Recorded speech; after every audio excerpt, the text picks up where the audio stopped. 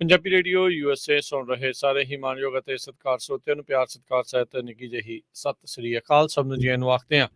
ਸੋ ਦੇ ਪ੍ਰੋਗਰਾਮ ਦੇ ਵਿੱਚ ਆਪ ਸਭ ਦਾ ਨਿੱਘਾ ਸਵਾਗਤ ਕਰਦੇ ਹਾਂ। ਪ੍ਰੋਗਰਾਮ ਲੈ ਕੇ ਹਾਜ਼ਰ ਹੋ ਚੁੱਕੇ ਹਾਂ। ਇਸ ਟਾਈਮ ਅਪਡੇਟ ਕੈਲੀਫੋਰਨੀਆ ਮੇਰੇ ਨਾਲ ਜੁੜ ਚੁੱਕੇ ਨੇ ਹਰਜੋਤ ਸਿੰਘ ਖਾਲਸਾ ਜੀ। ਸਵਾਗਤ ਹੈ, ਸਤਿ ਸ੍ਰੀ ਅਕਾਲ।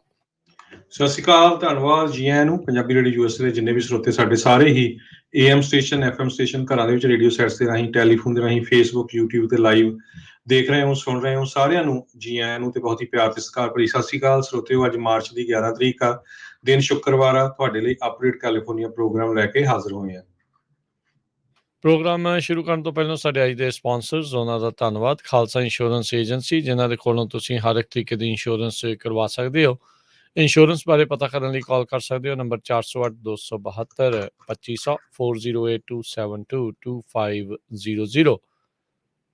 ਕ੍ਰਿਸ਼ਨ ਨੋਤਾ ਯੂਨੀਵਰਸਿਟੀ ਟਿਰਕੀਅਨ ਇਮੀਗ੍ਰੇਸ਼ਨ ਲਾ ਫਰਮ ਇਮੀਗ੍ਰੇਸ਼ਨ ਦਾ ਹੋਵੇ ਕਿਸੇ ਵੀ ਤਰੀਕੇ ਦਾ ਕੰਮ, ਕਾਲ ਅਟਰਨੀ ਜੇ ਟਿਰਕੀਆਨਾ 415-909-0503। ਅਮਰਜੀਤ ਸਿੰਘ ਫਰੈਜ਼ਨੋ, ਗੁਰਬਚਨ ਸਿੰਘ ਨਾਗਰਾ ਸੈਕਰਾਮੈਂਟੋ, ਅਵਤਾਰ ਸਿੰਘ ਮੰਜ਼ਲ ਕਲੋਵਿਸ, ਪ੍ਰਿਤਪਾਲ ਸਿੰਘ ਅਟਵਾਲ ਐਲਗਰੋਵ, ਗੁਰਿੰਦਰ ਸਿੰਘ ਆਇਓਵਾ, ਜਰਨੈਲ ਸਿੰਘ ਧਾਲੀਵਾਲ ਸੈਕਰਾਮੈਂਟੋ, ਕਮਲਜੀਤ ਸਿੰਘ ਮੱਖਣ ਦੌਲਤਪੁਰੀਆ ਸਟਾਕਟਨ। ਇਹਨਾਂ ਸਾਰਿਆਂ ਦਾ ਧੰਨਵਾਦ। ਜੇਕਰ ਤੁਸੀਂ ਜਾਂ ਕੋਈ ਹੋਰ ਕਾਰੋਬਾਰ ਇਸ ਪ੍ਰੋਗਰਾਮ ਨੂੰ ਸਪਾਂਸਰ ਕਰਨਾ ਚਾਹੁੰਦੇ ਹੋ, ਸੰਪਰਕ ਕਰ ਸਕਦੇ ਹੋ ਨੰਬਰ 408-722-7698 ਦੇ ਉੱਤੇ। ਜੀ ਅੱਜ ਦੀਆਂ ਖਬਰਾਂ ਵੱਲ ਆਈਏ ਤੇ ਰਸ਼ੀਆ ਨੇ US ਨੂੰ ਅਕਿਊਜ਼ ਕੀਤਾ ਹੈ ਵੀ US ਬਾਇਓਲੋਜੀਕਲ ਵੈਪਨ ਦੀ ਸਪੋਰਟ ਕਰ ਰਿਹਾ ਯੂਕਰੇਨ ਦੇ ਵਿੱਚ।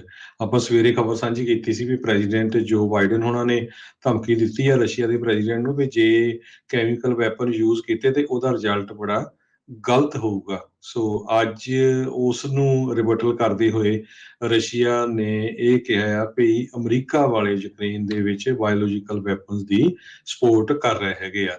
ਕਹਿੰਦੇ ਵੀ 30 ਦੇ ਕਰੀਬ ਯੂਕਰੇਨੀਅਨ ਲੈਬੋਰਟਰੀਜ਼ ਕੰਮ ਕਰ ਰਹੀਆਂ ਵੱਖ-ਵੱਖ ਬਿਮਾਰੀਆਂ ਦੇ ਉੱਤੇ ਤੇ ਹੋਰ ਐਂਥਰੈਕਸ, ਕੋਲਰਾ ਤੇ ਪਲੇਗ।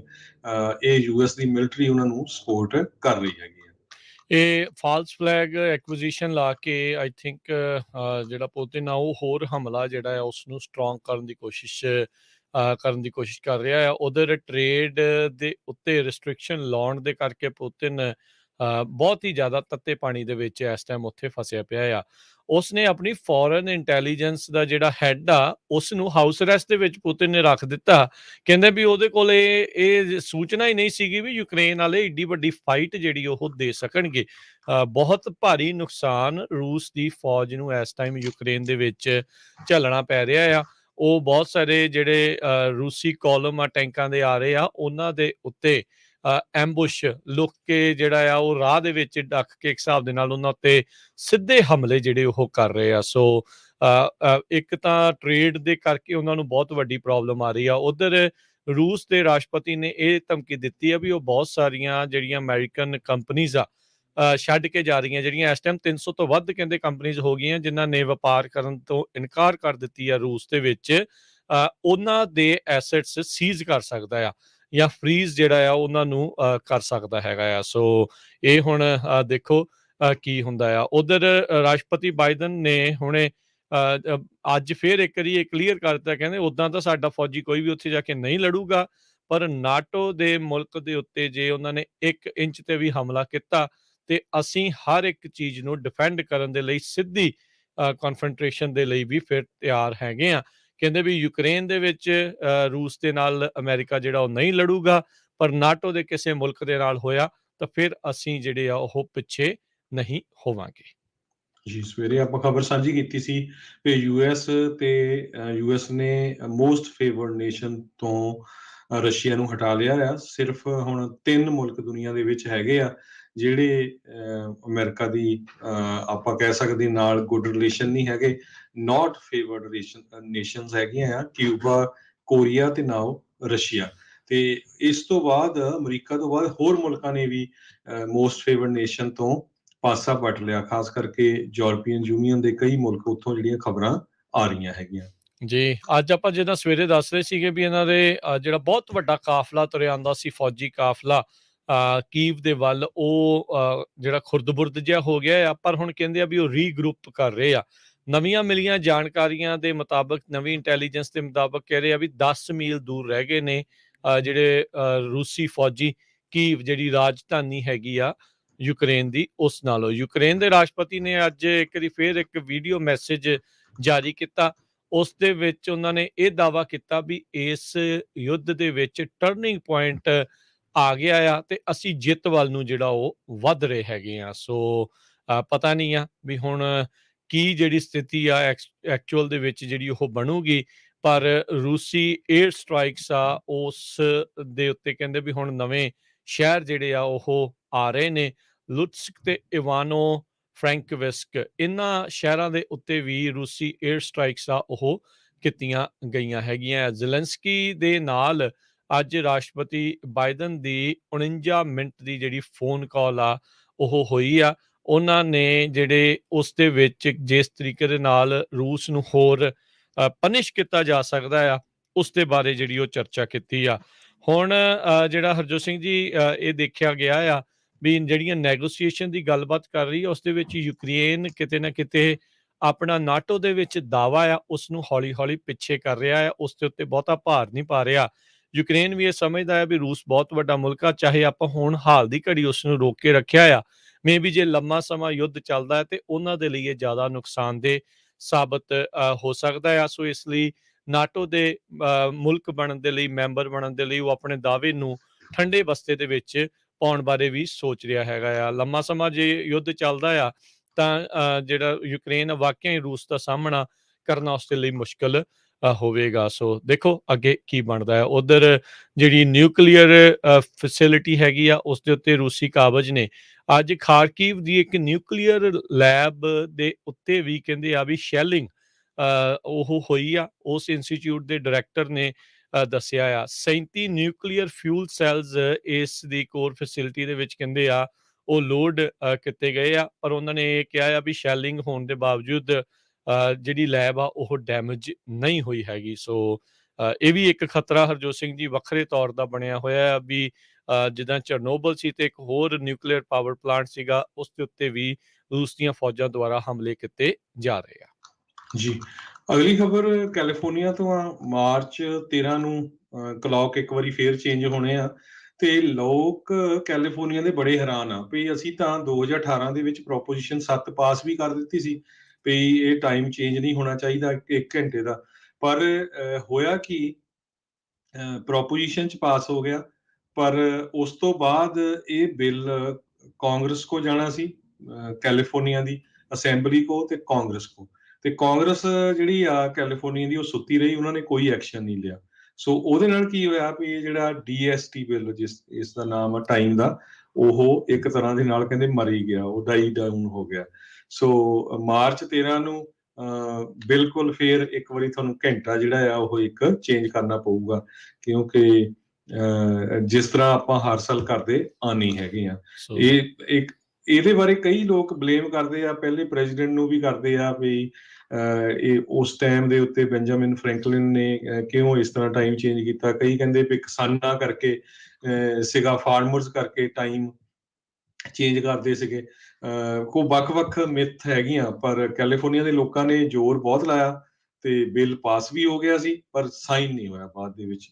ਸੋ ਹੁਣ 13 ਤਰੀਕ ਨੂੰ ਰੈਡੀ ਰਹੋ ਆਪਣਾ ਇੱਕ ਕਲੌਕ ਦੇ ਉੱਤੇ 1 ਘੰਟਾ ਚੇਂਜ ਕਰਨ ਦੇ ਲਈ। ਫਾਰਵਰਡ ਕਰਨਾ ਹੈ ਜੀ, ਸਪਰਿੰਗ ਫਾਰਵਰਡ ਆ ਰਿਹਾ ਆ। ਫਾਲ ਦੇ ਵਿੱਚ ਫਾਲ ਬੈਕ ਹੁੰਦਾ ਆ, ਘੰਟਾ ਪਿੱਛੇ ਕੀਤਾ ਜਾਂਦਾ ਆ, ਤੇ ਸਪਰਿੰਗ ਦੇ ਵਿੱਚ ਇਹ ਫਾਰਵਰਡ ਹੋਣਾ ਆ। ਸੋ ਮਾਰਚ ਦੇ ਦੂਜੇ ਐਤਵਾਰ ਨੂੰ ਇਸ ਆਵਰ ਨੂੰ 1 ਆਵਰ ਅੱਗੇ ਕੀਤਾ ਜਾਂਦਾ ਆ। ਸੋ ਜਦੋਂ ਰਾਤ ਦੇ ਜਿਹੜੇ ਵੱਜਣੇ ਆ ਜੀ 2, ਯਾਨੀ ਕਿ 12 ਦੀ ਰਾਤ ਤੇ 13 ਦੀ ਤੜਕੇ, ਜਦੋਂ ਉਦੋਂ 2 ਵੱਜਣੇ ਆ ਤਾਂ ਉਸ ਟਾਈਮ ਫਿਰ ਘੜੀ ਦੇ ਉੱਤੇ ਇੱਕ ਹਿਸਾਬ ਦੇ ਨਾਲ 3 ਵੱਜ ਜਾਣੇ ਆ। ਤੇ ਜਦੋਂ ਨਵੰਬਰ ਦਾ ਪਹਿਲਾ ਐਤਵਾਰ ਆਉਂਦਾ ਆ ਉਦੋਂ ਇਹ 1 ਆਵਰ ਜਿਹੜਾ ਆ ਉਹ ਪਿੱਛੇ ਕਰ ਲਿਆ ਜਾਂਦਾ ਆ। ਸ਼ਨੀਚਰ ਤੇ ਐਤਵਾਰ ਦੀ ਜਿਹੜੀ ਰਾਤ ਹੁੰਦੀ ਆ ਵਿਚਾਲੇ, ਉਦੋਂ 2 ਵਜੇ। ਸੋ ਇਹ ਬਹੁਤ ਇਹ ਹਰਜੋਤ ਸਿੰਘ ਜੀ ਬਹੁਤ ਸਾਰੀਆਂ ਸਟੱਡੀਜ਼ ਹੋ ਚੁੱਕੀਆਂ ਇਸ ਦੇ ਉੱਤੇ ਵੀ ਜਦੋਂ ਤੁਸੀਂ ਆਵਰ ਚੇਂਜ ਕਰਦੇ ਆ, ਲੋਕਾਂ ਦੀ ਬੋਡੀ ਰਿਦਮ ਆ ਉਹ ਖਰਾਬ ਹੁੰਦੀ ਆ। ਪਹਿਲੇ 1-2 ਹਫ਼ਤਿਆਂ ਦੇ ਵਿੱਚ ਸਭ ਤੋਂ ਵੱਧ ਐਕਸੀਡੈਂਟਸ ਦਾ ਕਾਰਨ ਇਹ ਬਣਦਾ ਆ। ਹੁਣ ਜਿਸ ਬੰਦੇ ਨੂੰ ਉੱਠਣ ਦੀ ਆਦਤ ਪਈ ਹੋਵੇ 6 ਵਜੇ ਜਾਂ 7 ਵਜੇ, ਹੁਣ ਜਦੋਂ ਆਵਰ ਅੱਗੇ ਕਰ ਦੇਣਾ, ਬੋਡੀ ਕਲੌਕ ਦੇ ਹਿਸਾਬ ਨਾਲ 1 ਆਵਰ ਆਪਾਂ ਨੂੰ ਜਲਦੀ ਉੱਠਣਾ ਪੈਣਾ ਆ। ਬੰਦਾ ਨੀਂਦਰਾ ਰਹਿ ਜਾਂਦਾ ਹੈ, ਨੀਂਦ ਜਲਦੀ ਨਹੀਂ ਆਉਂਦੀ। ਸੋ ਬਾਡੀ ਕਲੌਕ ਨੂੰ ਜਿਹੜਾ ਪੂਰਾ ਰਿਕਵਰ ਹੋਣ ਦੇ ਲਈ, ਦੁਬਾਰਾ ਰੂਟੀਨ ਵੱਜਣ ਦੇ ਲਈ ਇਸ ਦੇ ਵਿੱਚ ਫ਼ਰਕ ਪੈ ਜਾਂਦਾ ਆ। ਸੋ ਇਸ ਨੂੰ ਅਬੋਲਿਸ਼ ਕਰ ਦੇਣਾ ਚਾਹੀਦਾ। ਇਹਦਾ ਹੁਣ ਅੱਜ ਦੇ ਜ਼ਮਾਨੇ ਦੇ ਵਿੱਚ ਕੋਈ ਇਸ ਦਾ ਤੁੱਕ ਆ ਉਹ ਬਣਦਾ ਨਹੀਂ ਆ। ਉੱਦਾਂ ਲਾਈਕ ਜਿਹੜੇ ਆ ਬਹੁਤੇ ਕਰਦੇ ਆ ਵੀ ਜਦੋਂ 1 ਆਵਰ ਹੁਣ ਜਦੋਂ ਅੱਗੇ ਹੋ ਜਾਣਾ ਉਦੋਂ, ਕਿਉਂਕਿ ਡੇ ਲਾਈਟ ਜ਼ਿਆਦਾ ਦਿਨ ਸਮਾਂ ਜਿਹੜੇ ਉਹ ਰਹਿੰਦੀ ਹੈ ਰਾਤ ਦੇ 9 9:30 ਵਜੇ ਤੱਕ। ਬਹੁਤ ਸਾਰੇ ਲੋਕ ਇਸ ਚੀਜ਼ ਨੂੰ ਜਿਹੜਾ ਉਹ ਲਾਈਕ ਕਰਦੇ। ਹੁਣ ਜਿੱਦਾਂ ਆਪਾਂ ਨੂੰ ਪਤਾ ਵੀ ਠੰਡ ਦੇ ਮੌਸਮ 'ਚ ਜਲਦੀ ਹਨੇਰਾ ਵਗੈਰਾ ਹੋ ਜਾਂਦਾ, ਉਹ ਫਿਰ ਨਾ ਬੰਦੇ ਕੋਲ ਕੋਈ ਕੰਮ ਹੁੰਦਾ ਹੈ ਤੇ ਨਾ ਕੁਛ ਹੋਰ। ਚਲੋ ਲੈਟਸ ਸੀ ਕੀ ਬਣਦਾ ਹੈ। ਵੀ ਸ਼ਾਇਦ ਪ੍ਰੋਪੋਜੀਸ਼ਨ ਜਿੱਦਾਂ ਤੁਸੀਂ ਕਿਹਾ ਵੀ ਆਲਰੇਡੀ ਇਹ ਡੈਡ ਜੀ ਜਾਪਦੀ ਆ, ਪਰ ਇਸ ਨੂੰ ਰਿਵਾਈਵ ਕਰਕੇ ਤਾਂ ਜਲਦ ਇਹ ਸਮਾਂ ਚੇਂਜ ਕਰਨਾ ਆ, ਉਸ ਨੂੰ ਅਬੋਲਿਸ਼ ਕਰ ਦੇਣਾ ਚਾਹੀਦਾ ਆ। ਜੀ, ਅਗਲੀ ਖਬਰ ਗੈਸ ਨੂੰ ਲੈ ਕੇ ਆ। ਕੈਲੀਫੋਰਨੀਆ ਦੇ ਵਿੱਚ ਗੈਸ ਦੀਆਂ ਕੀਮਤਾਂ ਪੂਰੇ USA ਨਾਲੋਂ ਜ਼ਿਆਦਾ ਹੈਗੀਆਂ। ਸੋ ਲੋਕ ਹੁਣ ਲਾ ਮੇਕਰਸ ਨੂੰ ਕਹਿ ਰਹੇ ਆ ਵੀ ਭਾਈ ਤੁਸੀਂ ਇੰਨਾ ਟੈਕਸ ਲਾਣੇ ਹੈਗੇ ਆ। 51 ਸੈਂਟ ਇੱਕ ਟੈਕਸ ਹੁੰਦਾ ਆ ਪਰ ਗੈਲਨ ਦੇ ਉੱਤੇ।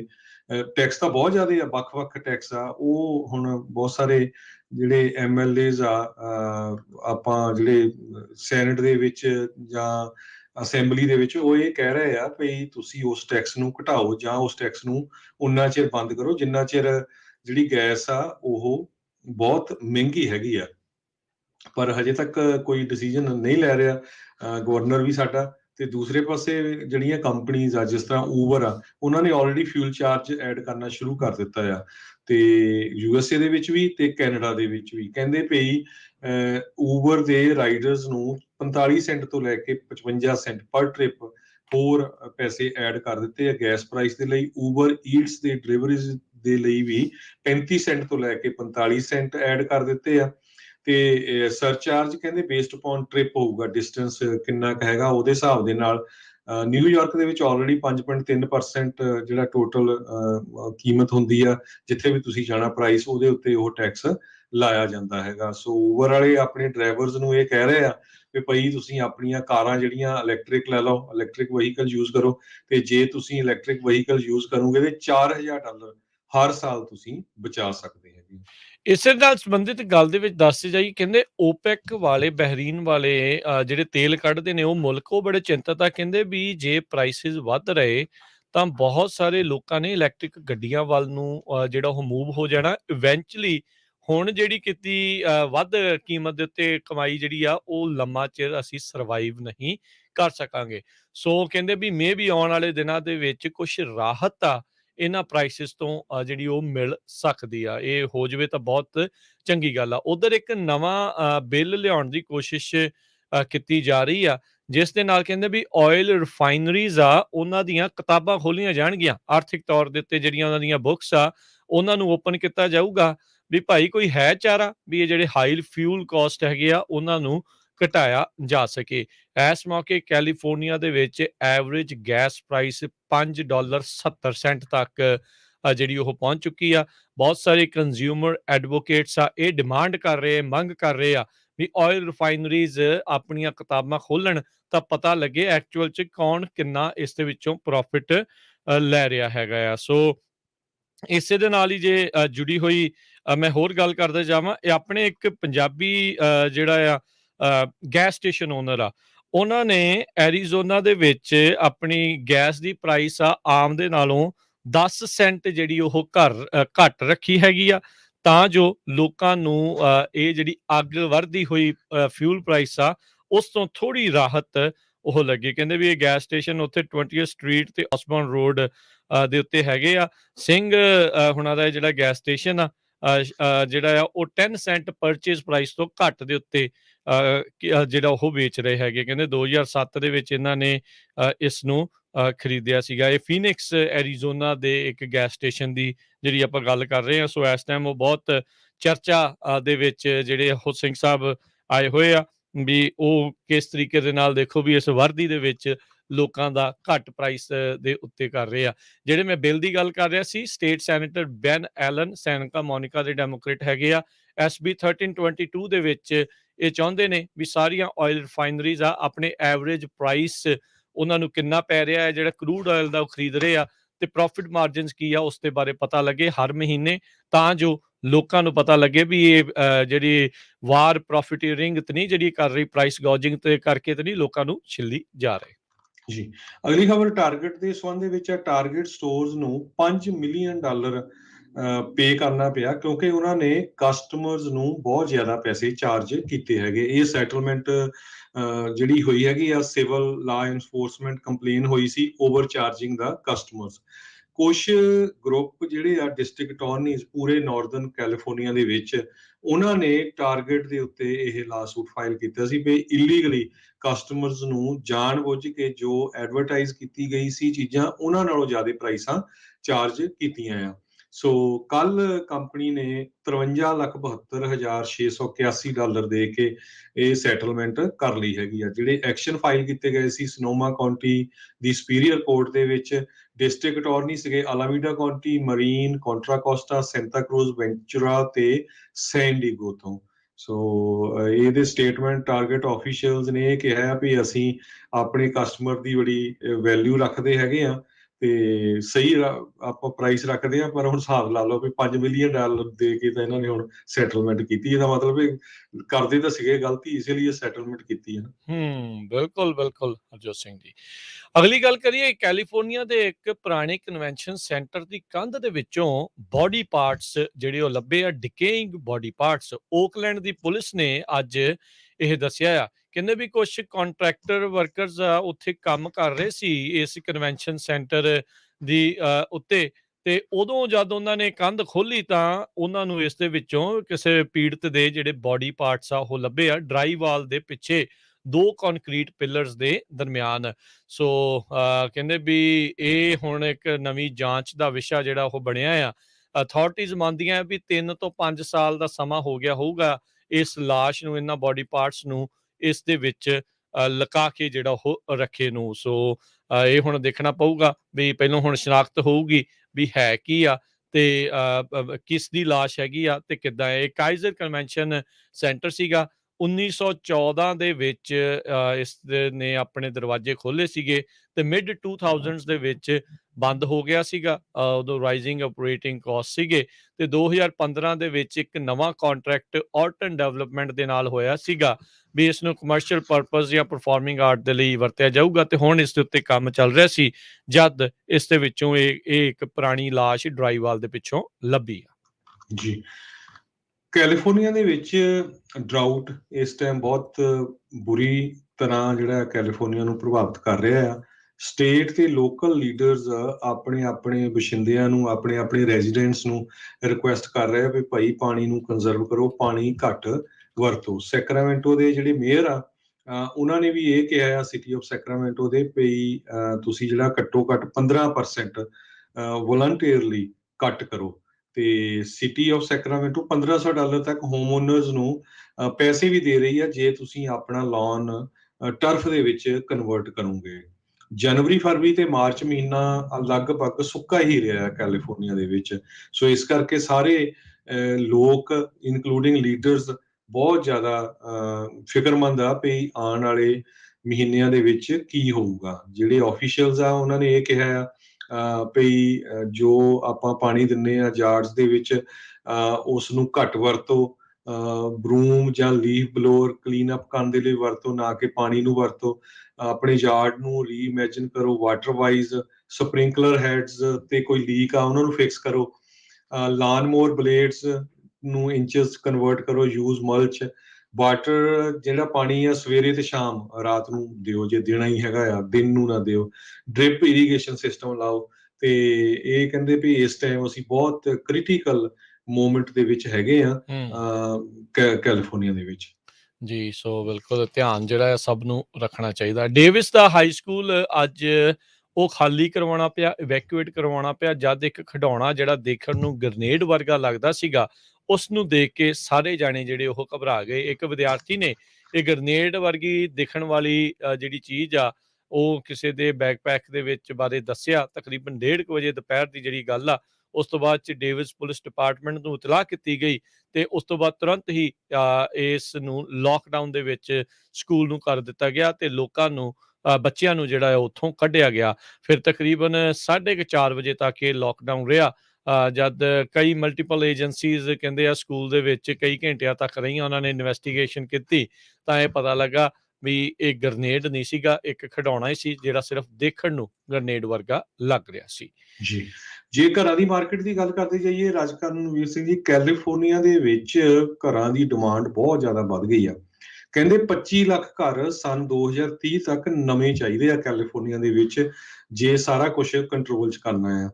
ਤੇ ਪਿਛਲੇ 1 ਸਾਲ ਦੇ ਦੌਰਾਨ ਘਰਾਂ ਦੇ ਵਿੱਚ ਲੋਕਾਂ ਦੀ ਇਕੁਇਟੀ $1,17,000 ਵਧੀ ਹੈਗੀ ਆ। ਜੇ 1 ਸਾਲ ਪਹਿਲਾਂ ਕਿਸੇ ਨੇ ਲਿਆ ਸੀ, ਸੋ $1,17,000 ਇਕੁਇਟੀ ਉਹਨਾਂ ਦੀ ਵੱਧ ਗਈ ਹੈ। ਐਵਰੇਜ 29.3% ਇਕੁਇਟੀ ਜਿਹੜੀ ਆ ਵਧੀ ਆ, ਜਿਹੜੀ ਕਿ ਟੋਟਲ $3.2 ਟ੍ਰਿਲੀਅਨ ਬਣਦਾ ਹੈਗਾ। ਯੂਐਸ ਦੀਆਂ ਘਰਾਂ ਦੀਆਂ ਪ੍ਰਾਈਸਾਂ 18% 1 ਸਾਲ ਦੇ ਵਿੱਚ ਇਨਕਰੀਜ਼ ਹੋਈਆਂ ਹੈਗੀਆਂ। ਸੋ ਇਹ ਵੀ ਬਹੁਤ ਵੱਡਾ ਜਿਹੜਾ ਨੰਬਰ ਹੈਗਾ ਆ। ਘਰਾਂ ਦੀ ਮਾਰਕੀਟ ਹਜੇ ਵੀ ਬਹੁਤ ਹੌਟ ਹੈਗੀ ਆ। ਕਹਿੰਦੇ ਵੀ ਲੋਕਾਂ ਨੂੰ ਘਰ ਲੱਭ ਨਹੀਂ ਰਹੇ, ਸਪਲਾਈ ਜਿਹੜੀ ਆ ਬਹੁਤ ਘੱਟ ਹੈਗੀ ਆ, ਡਿਮਾਂਡ ਬਹੁਤ ਜ਼ਿਆਦਾ ਹੈਗੀ ਆ। ਹੁਣ ਜਿਸ ਤਰ੍ਹਾਂ ਦੱਸਿਆ ਵੀ ਕੈਲੀਫੋਰਨੀਆ ਕਹਿੰਦੇ ਵੀ ਸਾਨੂੰ 25 ਲੱਖ ਘਰ ਹੋਰ ਚਾਹੀਦੇ ਆ। ਹੁਣ ਦੇਖੋ ਵੀ ਕਿੱਦਾਂ ਬਣਾਓਗੇ, ਤੇ ਕਿਉਂਕਿ ਹਰ ਇੱਕ ਚੀਜ਼ ਦੀ ਮਹਿੰਗਾਈ ਬੜੀ ਹੈ, ਇਨਫਲੇਸ਼ਨ ਇੰਨੀ ਜ਼ਿਆਦਾ ਆ। ਸੋ ਨੈਚੁਰਲੀ ਘਰਾਂ ਦੀਆਂ ਪ੍ਰਾਈਸਾਂ ਫਿਰ ਜੇ ਨਵੇਂ ਬਣਾ ਰਿਹਾ ਤਾਂ ਉਹ ਹੋਰ ਵੀ ਜ਼ਿਆਦਾ ਹੋਣਗੀਆਂ। ਜੀ, ਇਕੱਲਾ ਇਹੀ ਨਹੀਂ ਹਰਜੋਤ ਸਿੰਘ ਜੀ, ਬਹੁਤ ਸਾਰੇ ਜਿਹੜੇ ਮਹਿੰਗੇ ਕਾਉਂਟੀਜ਼ ਤੋਂ ਰਹਿ ਰਹੇ ਜਿਹੜੇ ਲੋਕ ਸੀਗੇ, ਉਹ ਉਹਨਾਂ ਕਾਉਂਟੀਜ਼ 'ਚ ਮੂਵ ਹੋ ਰਹੇ ਜਿੱਥੇ ਪ੍ਰਾਈਸਿਸ ਪਹਿਲਾਂ ਇੰਨੀਆਂ ਨਹੀਂ ਸੀ ਵਧੀਆਂ, ਪਰ ਉਹਨਾਂ ਦੇ ਪ੍ਰਾਈਸਿਸ ਵੀ ਵੱਧ ਰਹੇ ਆ। ਰੀਸੈਂਟਲੀ ਹੁਣ ਸਾਡੇ ਇੱਕ ਜਾਣਕਾਰ ਜਿਹਨੂੰ ਮੈਂ ਜਾਣਦਾ ਆ, ਉਹ ਈਸਟ ਕੋਸਟ ਤੋਂ ਮੂਵ ਹੋ ਰਹੇ ਇੱਧਰ ਨੂੰ, ਤਾਂ ਉਹਨਾਂ ਨੇ ਮੋਡੈਸਟੋ ਦੇ ਵਿੱਚ ਇੱਕ 1100 ਸਕੁਅਰ ਫੁੱਟ ਦਾ ਘਰ $4 ਲੱਖ 'ਚ ਖਰੀਦਿਆ ਆ। ਸੋ ਤੁਸੀਂ ਹੁਣ ਹਿਸਾਬ ਲਾ ਲਓ ਵੀ ਉਹ ਕਿੰਨੀ ਜ਼ਿਆਦਾ ਵੱਧ ਕੀਮਤ ਦੇ ਹਿਸਾਬ ਦੇ ਨਾਲ ਉਸ ਇਲਾਕੇ ਦੇ ਲਈ ਜਿਹੜਾ ਉਹ ਘਰ ਖਰੀਦ ਰਹੇ ਹੈਗੇ ਆ। ਬਾਹਰੋਂ ਆ ਰਹੇ ਲੋਕ ਜਿਹੜੇ ਖਾਸ ਕਰਕੇ ਜਿੱਥੇ ਹੁਣ ਮਿਲੀਅਨ ਦਾ ਘਰ ਹੋਊਗਾ, ਉਹਨਾਂ ਨੂੰ 4 ਲੱਖ ਜਿਹੜਾ ਉਹ ਘੱਟ ਲੱਗਦਾ ਆ, ਪਰ ਜੇ ਇਲਾਕੇ ਦੇ ਹਿਸਾਬ ਨਾਲ ਦੇਖਿਆ ਜਾਵੇ ਤਾਂ ਬਹੁਤ ਵੱਧ ਕੀਮਤ ਜਿਹੜੀ ਉਹ ਹੋ ਜਾਂਦੀ ਆ। ਸੋ ਇਹ ਸਾਰੀ ਸਥਿਤੀ ਜਿਹੜੀ ਆ ਬਹੁਤ ਸਾਰੇ ਲੋਕਾਂ ਦੇ ਲਈ ਉਹਨਾਂ ਏਰੀਆ ਦੇ ਵਿੱਚ ਹੋਮ ਓਨਰ ਬਣਨ ਤੋਂ ਉਹਨਾਂ ਨੂੰ ਜਿਹੜੀ ਉਹ ਰੋਕ ਰਹੀ ਹੈਗੀ ਆ। ਸੋ ਬੇਕਾਬੂ ਹੋਈਆਂ ਪਈਆਂ ਨੇ ਇੱਥੇ ਪ੍ਰਾਈਸਿਸ। ਹੁਣ ਕਹਿ ਤਾਂ ਰਹੇ ਨੇ ਵੀ 1/4% ਸ਼ਾਇਦ ਇੰਟਰਸਟ ਰੇਟ ਵਧਾਇਆ ਜਾਊਗਾ, ਪਰ ਕੀ ਉਸ ਦੇ ਨਾਲ ਜਿਹੜੀ ਹਾਊਸ ਮਾਰਕੀਟ ਆ, ਉਸ ਦੇ ਉੱਤੇ ਕੋਈ ਅਸਰ ਪੈ ਸਕੂਗਾ, ਇਹ ਵੱਡੀ ਗੱਲ ਆ। ਪਹਿਲਾਂ ਸੋਚਦੇ ਸੀਗੇ ਵੀ ਇਹ ਸਪਰਿੰਗ ਦੇ ਵਿੱਚ ਜਿਹੜੀ ਮਾਰਕੀਟ ਫਰੈਂਜ਼ੀ ਚੱਲ ਰਹੀ ਆ ਹਾਊਸਿੰਗ ਦੀ, ਉਹ ਖਤਮ ਹੋ ਜਾਊਗੀ, ਉਹ ਥੋੜ੍ਹੀ ਠੱਲ ਪਊਗੀ, ਪਰ ਨਹੀਂ। ਪਿਛਲੇ 12 ਮਹੀਨਿਆਂ 'ਚ ਯੂਐਸ ਦੇ ਵਿੱਚ ਐਵਰੇਜ ਹੋਮ ਪ੍ਰਾਈਸਿਸ 18.8% ਜਿਹੜੀ ਆ ਉਹ ਅੱਗੇ ਜਿਹੜੀ ਉਹ ਵੱਧ ਚੁੱਕੀ ਹੈਗੀ ਆ। ਸੋ ਇਹ ਕੰਮ ਜਿਹੜਾ ਆ ਕਾਫੀ ਤੱਤਾ ਜਿਹੜਾ ਉਹ ਹੁੰਦਾ ਜਾ ਰਿਹਾ ਆ। ਅਗਲੀ ਜਿਹੜੀ ਹਰਜੋਤ ਸਿੰਘ ਜੀ ਖਬਰ ਹੈ ਫਲੋਰੀਡਾ ਤੋਂ ਆ ਰਹੀ ਹੈ, ਬਹੁਤ ਮਾੜੀ, ਮੰਦਭਾਗੀ ਤੇ ਚਿੰਤਾਜਨਕ ਖਬਰ ਆ।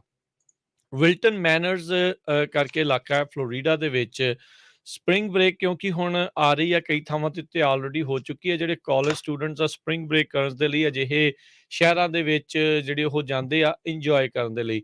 ਜਦੋਂ ਇੰਜੋਏ ਕਰਦੇ ਆ ਤਾਂ ਸਭ ਨੂੰ ਪਤਾ ਵੀ ਫਿਰ ਨਸ਼ਾ ਪੱਤਾ ਵੀ ਜਿਹੜਾ ਉਹ ਨਾਲ ਚੱਲ ਜਾਂਦਾ ਆ। ਹੁਣ ਉੱਥੇ ਕੀ ਬਣਿਆ, ਕੰਮ ਤਾਂ ਉਹ ਪਹਿਲਾਂ ਚਲੋ ਖਰਾਬ ਕਰ ਹੀ ਰਹੇ ਸੀ, ਉਹ ਕੋਕੇਨ ਦਾ ਸੇਵਨ ਕਰ ਰਹੇ ਸੀ, ਪਰ ਉਸ ਕੋਕੇਨ ਦੇ ਵਿੱਚ ਫੈਂਟਨਲ ਮਿਲਾਈ ਹੋਈ ਸੀ। ਉਸ ਦੇ ਨਾਲ ਕੀ ਹੋਇਆ ਵੀ ਜਿਹੜੇ 6 ਜਾਣੇ ਆ ਇਹ ਸਪਰਿੰਗ ਬ੍ਰੇਕ ਕਰਨ ਆਏ ਜਿਹੜੇ ਵਿਦਿਆਰਥੀ ਆ, ਉਹ ਓਵਰਡੋਜ਼ ਕਰਕੇ ਉਹ ਮਰ ਗਏ ਤੇ ਅਜੇ ਕਈ ਜਾਣੇ ਉਹ ਅਜੇ ਵੀ ਜ਼ੇਰੇ ਇਲਾਜ ਹੈਗੇ ਨੇ। ਕੋਕੇਨ ਦੇ ਵਿੱਚ ਫੈਂਟਨਲ ਮਿਲਾ ਕੇ ਕਹਿੰਦੇ ਵੀ ਇੰਨੀ ਕੁ ਜ਼ਿਆਦਾ ਉਹ ਪੋਟੈਂਟ ਤੇ ਫੇਟਲ ਜਿਹੜੀ ਉਹ ਬਣ ਜਾਂਦੀ ਆ। ਥੋੜ੍ਹੀ ਜਿਹੀ ਵੀ ਵੱਧ ਮਾਤਰਾ 'ਚ ਜੇ ਕਿਸੇ ਨੇ ਉਸਦਾ ਸੇਵਨ ਕਰ ਲਿਆ ਤਾਂ ਉਹਨਾਂ ਨੂੰ ਹਾਰਟ ਅਟੈਕ, ਕਾਰਡੀਅਕ ਅਰੈਸਟ ਜਿਹੜਾ ਆ ਉਹ ਹੋ ਜਾਂਦਾ ਆ। ਫੋਰਟ ਲਾਡਰਡੇਲ ਫਾਇਰ ਰੈਸਕਿਊ ਦੇ ਪਰਸਨਲ ਉੱਥੇ ਪਹੁੰਚੇ ਉਸ ਘਰ ਦੇ ਵਿੱਚ ਜਿੱਥੇ ਇਹ ਰੈਂਟਲ ਵਕੇਸ਼ਨ ਦੇ ਲਈ ਗਏ ਹੋਏ ਸੀਗੇ 5 ਵਜੇ, ਤੇ 6 ਜਾਣੇ ਕਹਿੰਦੇ ਉਹਨਾਂ ਨੇ ਫਰੰਟ ਯਾਰਡ ਦੇ ਵਿੱਚ ਓਵਰਡੋਜ਼ ਤੋਂ ਪੀੜਤ ਜਿਹੜੇ ਆ ਉਹ ਪਾਏ ਹੈਗੇ ਆ। ਸੋ ਆਪਣੇ ਵੀ ਜਿਹੜੇ ਨਿਆਣੇ ਆ ਉਹ ਵੀ ਦੇਖੋ ਇਹ ਸਾਰੀਆਂ ਬ੍ਰੇਕਾਂ ਦੇ ਉੱਤੇ ਜਾਂਦੇ ਨੇ, ਇੰਜੋਏ ਵੀ ਕਰਦੇ ਨੇ, ਸਾਰਾ ਕੁਛ ਜਿਹੜਾ ਉਹ ਹੈਗਾ ਆ।